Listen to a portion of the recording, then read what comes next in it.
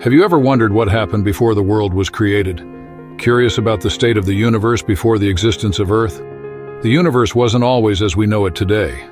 Imagine a time when harmony reigned in the universe, only to be shattered by envy and rebellion. Before the world was created, the God of the universe was not alone in his grand work of benevolence. He had a companion, a co-worker who shared his purposes and rejoiced in bringing happiness to created beings. This companion was the Word, the only begotten Son of God who was with him from the beginning.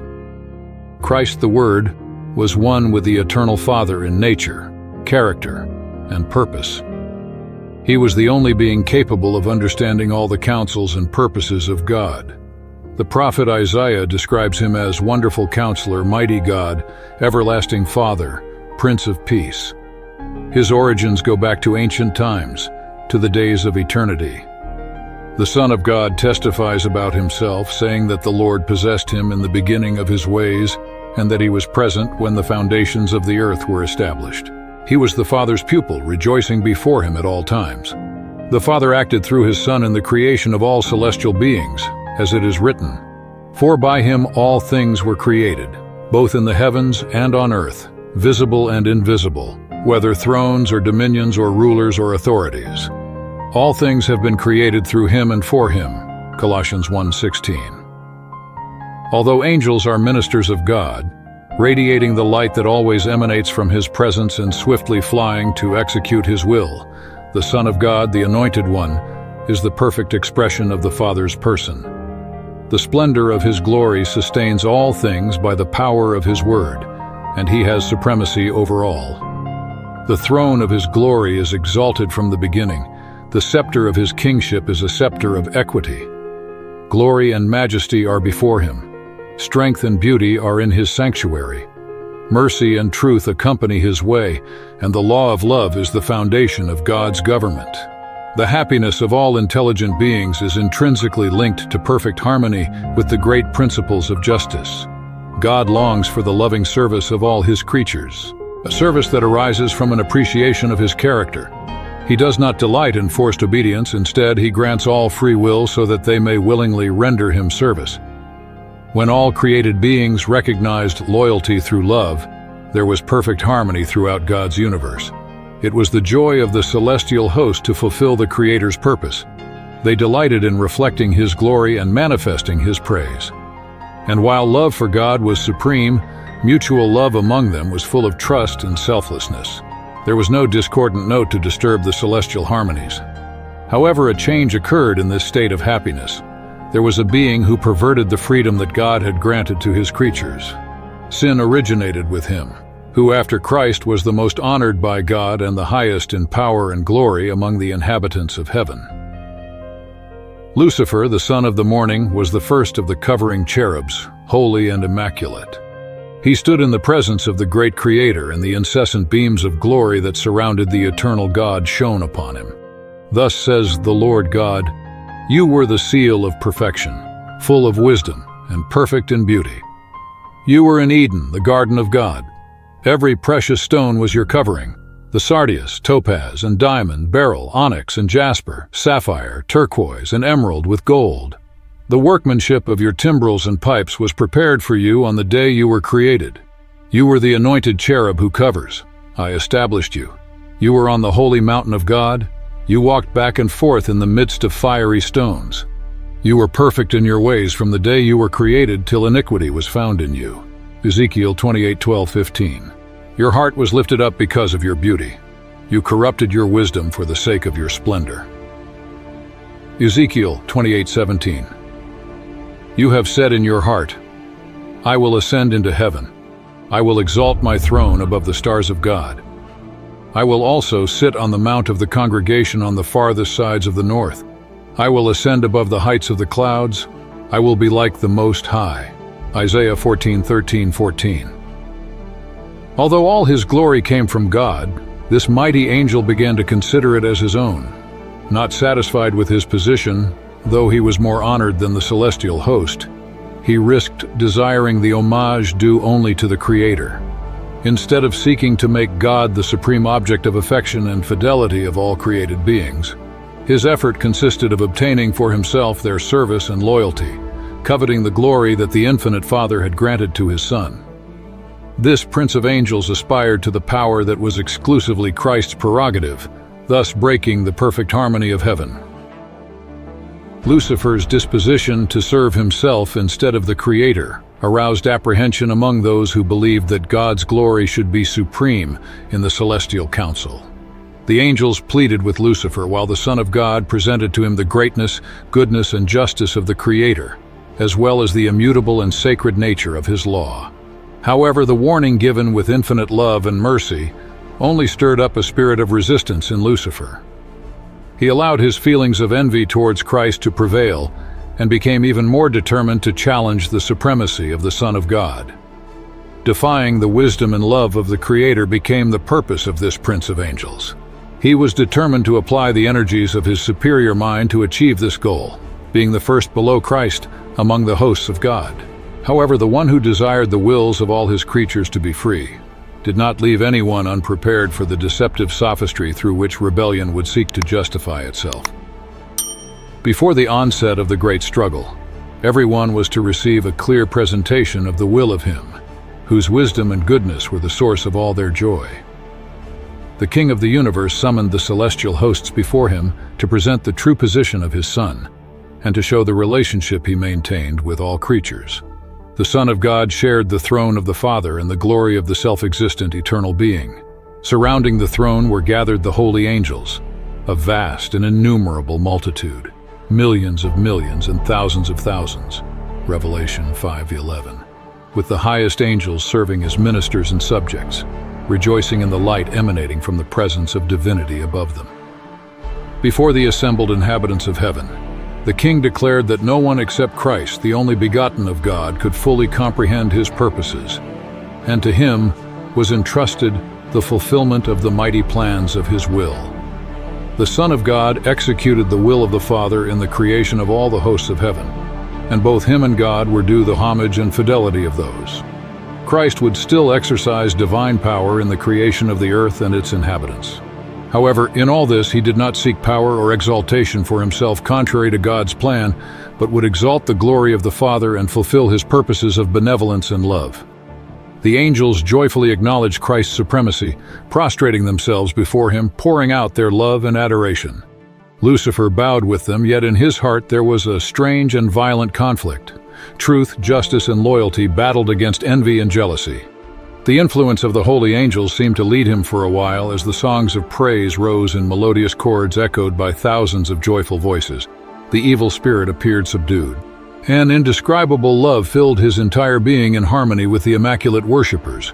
His soul expanded in love for the Father and the Son. However, once again, pride in his own glory dominated him, and the desire for supremacy returned. He once again succumbed to envy of Christ. The high honors conferred upon Lucifer were not appreciated as a special gift from God, and therefore did not provoke gratitude toward his Creator. He glorified himself in his splendor and exaltation, aspiring to be equal to God. Although loved and revered by the heavenly host, with angels delighting in carrying out his orders and clothed in wisdom and glory more than all of them, the Son of God was more exalted than him. Being one in power and authority with the Father, Christ shared in the Father's counsel, while Lucifer did not understand God's purposes.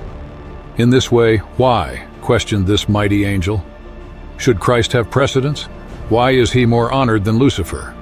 Leaving his position in the immediate presence of the Father, Lucifer went out to spread the spirit of discontent among the angels. He acted in mysterious secrecy and for some time concealed his real purpose under an appearance of reverence for God. He began to insinuate doubts about the laws that governed the celestial beings, suggesting that although laws were necessary for the inhabitants of the worlds, angels, being higher by nature, did not need such restrictions, as their own wisdom was sufficient as a guide. He argued that they were incapable of dishonoring God. All their thoughts were holy, and there was no greater possibility of error for them than for God himself. The exaltation of the Son of God to equality with the Father was portrayed as an injustice to Lucifer, who also claimed the right to reverence and honor. It was alleged that if this Prince of Angels could attain his true and exalted position, great good would result for the entire heavenly host, as his aim was to secure freedom for all. However, even the freedom they had hitherto enjoyed had come to an end, as he was appointed absolute governor and all were to pay homage to his authority. Such were the subtle errors that, through Lucifer's artifices, quickly spread throughout the celestial places. There was no change in Christ's position or authority. Lucifer's envy and false representations, along with his claim to equality with Christ, demanded a declaration about the true position of the Son of God. However, this position had always been the same since the beginning. Nevertheless, many of the angels were blinded by Lucifer's deceptions. Taking advantage of the kind and loyal trust placed in him by the holy beings under his command, Lucifer skillfully infiltrated their minds with his own distrust and discontent in such a way that his involvement went unnoticed. He distorted God's purposes, presenting them in a false light and misinterpreting them to incite dissent and dissatisfaction. He astutely led the listeners to express their feelings, only to repeat these expressions when it suited him as proof that the angels were not entirely in agreement with God's government. While asserting his perfect loyalty to God, he insisted that modifications to the order and laws of heaven were necessary for the stability of the divine government. Thus, while working to provoke opposition to God's law and infiltrate his own discontent into the minds of the angels, under his command within the celestial order, secretly, he fomented discord and rebellion, while skillfully making it appear that his sole objective was to promote loyalty and preserve harmony and peace. The spirit of discontent that had been incited was causing damage to his work. Although there was no open insurrection, the division of feelings was growing imperceptibly among the angels. Some began to favor Lucifer's insinuations against God's government, despite having been in perfect harmony with the order established by God until then. Now they were discontented and unhappy, because they could not comprehend God's unfathomable counsels and were not satisfied with his purpose of exalting Christ. These were ready to support Lucifer's demand for authority equal to that of the Son of God. However, the faithful and true angels upheld the wisdom and justice of the divine decree and strove to reconcile this rebellious being with God's will. Christ was the Son of God. He had been one with him before the angels were created. He had always been at the right hand of the Father, his supremacy so full of blessings for all under his benign rule, never questioned in heaven, never interrupted. Why should there be discord now? The faithful angels only saw terrible consequences for this dissension and, with anxious pleas, advised those who were disaffected to renounce their intentions and show loyalty to God by remaining faithful to his government. With great mercy, according to his divine character, God endured Lucifer for a long time. However, in heaven, a strange and new element began to manifest: the spirit of discontent and disaffection. Lucifer initially did not understand the true nature of his feelings, hesitating to express his doubts. However, incomparable efforts were made to convince him of his error. He saw that the Lord is righteous in all his ways and holy in all his works. He was confronted with the justice and holiness of God's ways, and the righteous nature of divine statutes was revealed to him. Lucifer could have redeemed himself, but his pride prevented him from acknowledging his fault. He stood at a crucial decision point: to completely surrender to divine sovereignty or to continue in rebellion. Although he almost decided to relent, his pride held him back. For Lucifer, the sacrifice of admitting his error and submitting to divine authority was too great, even if it meant his own salvation and that of many other angels. A compassionate creator, feeling deep pity for Lucifer and his followers, tirelessly attempted to turn them back from the imminent abyss of ruin. However, his mercy was misinterpreted by Lucifer. He used God's long-suffering as proof of his superiority, suggesting that the King of the universe would still acquiesce to his demands. He argued that if the angels remained by his side, they could achieve everything they desired. Persisting in justifying his actions, he fully surrendered to the great conflict against his creator. Thus, Lucifer, known as the bearer of light, and who enjoyed the glory of God serving near his throne, transformed into Satan, the adversary of God and the holy beings, becoming the destroyer of those whom heaven entrusted with its guidance and protection. Rejecting with disdain the arguments and appeals of the faithful angels, Lucifer accused them of being deluded and enslaved. He considered the preference given to Christ as an act of injustice, both to himself and to the entire heavenly host, proclaiming that he would no longer submit to this usurpation of rights, his and others. He swore never again to acknowledge the supremacy of Christ and decided to claim the honor he believed was due to him by assuming command of all who became his followers. He promised them a new and better government in which everyone would enjoy freedom. A large number of angels indicated their intention to accept him as their leader. Flattered by the support his insinuations received, he hoped to win over all the angels to his side, become equal to God, and be obeyed by the entire heavenly host. The faithful angels still pleaded with Lucifer and those sympathetic to him to submit to God, presenting the inevitable outcome if they refused. They warned that the one who created them could easily subdue their rebellion and punish their audacity. No angel could successfully oppose God's law, which is as sacred as he himself. All were warned to ignore Lucifer's deceptive arguments and urged to immediately seek the presence of God, confessing the error of questioning his wisdom and authority. Many were inclined to follow this advice, repent of their rebellion, and seek the favor of the Father and his Son again. However, Lucifer had prepared another scheme. The great rebel declared that the angels who joined him had already gone too far to turn back. He claimed to know divine law and knew that God would not forgive them. He said that all those who submitted to heavenly authority would be dishonored and demoted from their position. As for himself, he was determined never to acknowledge Christ's authority again. Satan asserted that the only remaining option for him and his followers was to claim their freedom by force, thus acquiring the rights that had not been willingly granted to them. As for Satan, it was true that he had gone too far to turn back. However, it was not the case for those who had been deceived by his wiles. For them, the counsel and appeals of the faithful angels opened a door of hope. If they had followed this advice, they could have escaped from Satan's clutches. But pride, love for their leader, and the desire for unrestricted freedom dominated, and they ended up rejecting the instances of divine love and mercy. God allowed Satan to continue his work until the spirit of discontent matured into active rebellion. It was necessary for his plans to fully unfold so that everyone could see his true nature and intention. Lucifer, being the anointed cherub, was highly exalted and greatly loved by the heavenly beings, and his influence over them was strong. The government of God extended not only to the inhabitants of heaven, but also to all the worlds he had created. Lucifer concluded that if he could lead the angels of heaven into rebellion, he could also lead all the worlds with him. He skillfully presented the issue from his perspective, using sophistry and deception to achieve his goals. His power of deceit was immense, and under the guise of falsehood, he gained an advantage. All his actions were shrouded in mystery, making it difficult for the angels to discern his true nature and the direction of his work before his defection was fully revealed. Even the faithful angels could not fully understand his character or comprehend where his work was leading.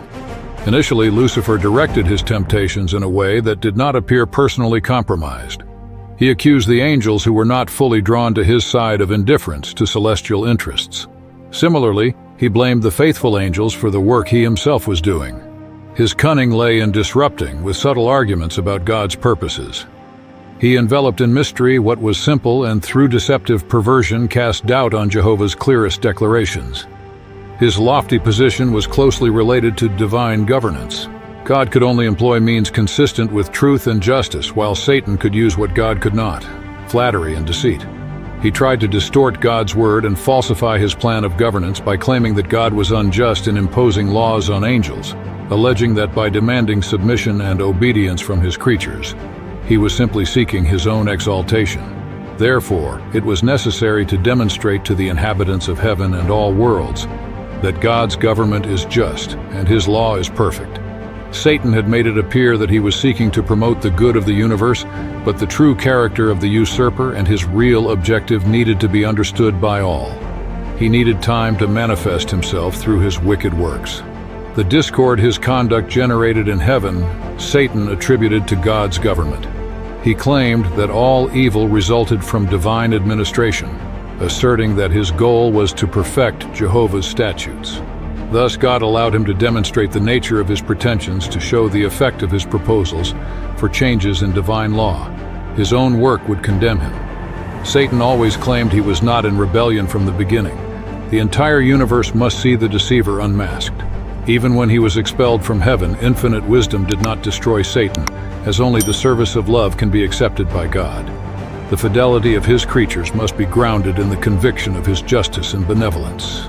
The inhabitants of heaven and the worlds were not prepared to understand the nature or consequences of sin, and they could not have then seen God's justice in the destruction of Satan. If he had been immediately destroyed, some would have served God out of fear rather than love. The influence of the deceiver would not have been completely eliminated, nor would the spirit of rebellion have been totally eradicated. For the good of the entire universe over the centuries, he had to fully develop his principles so that his accusations against the divine government could be seen in their true light by all created beings. And God's justice and mercy, as well as the immutability of his law, could forever be put beyond doubt. Satan's rebellion should serve as a lesson to the universe throughout all future ages, a continuous testimony to the nature of sin and its terrible results. The operation of Satan's government, its effects on both men and angels, would show what would be the fruit of rejecting divine authority. This testifies that linked to the existence of God's government is the well-being of all creatures he made. Thus, the history of this terrible experience with rebellion would be a perpetual safeguard for all holy beings, to prevent them from being deceived about the nature of transgression, to save them from sinning and suffering its penalty. He who reigns in heaven is the one who sees the end from the beginning, the being before whom the mysteries of the past and the future are equally exposed, and who, beyond the misery, darkness, and ruin that sin has brought, contemplates the fulfillment of his purposes of love and blessings. Though clouds and darkness surround him, justice and judgment are the foundation of his throne.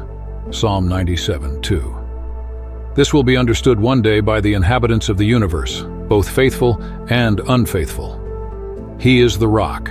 His work is perfect, for all his ways are just.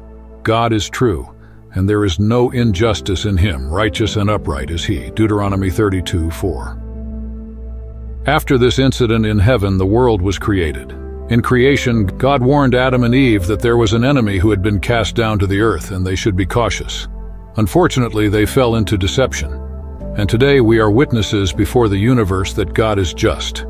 We fully understand that the work of Satan and the kingdom he established on this earth have desolated the land and its inhabitants. Not only heaven has its full understanding that there can be no other God but God, so too humanity is witnessing that Satan's appeals are false, and the kingdom he thought to be superior to God's own is a complete failure. This is an appeal for us to always be vigilant and steadfast in faith, aware of the reality of the evil around us. We should seek God's protection and guidance in our spiritual journey, keeping our hearts and minds focused on truth and justice. By recognizing the presence of the enemy and remaining firm in our faith, we can resist his temptations and live a life of righteousness before God. May we seek divine strength and wisdom to face the spiritual challenges we encounter, trusting in the promise that with God on our side, we are more than conquerors.